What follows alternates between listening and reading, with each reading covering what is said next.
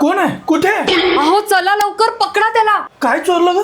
अहो बघा ना आपल्या झाडावरचं फूल तोडलंय. तुझं काय डोकं बिकं फिरलंय का ग? हा?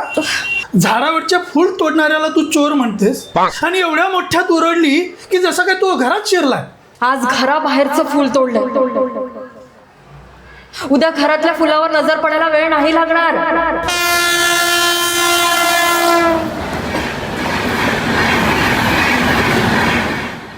बदलाची सुरुवात आपल्यातूनच होते.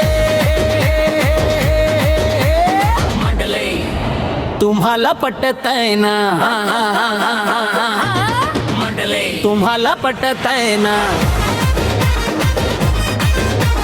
मंडळी तुम्हाला पटतंय ना?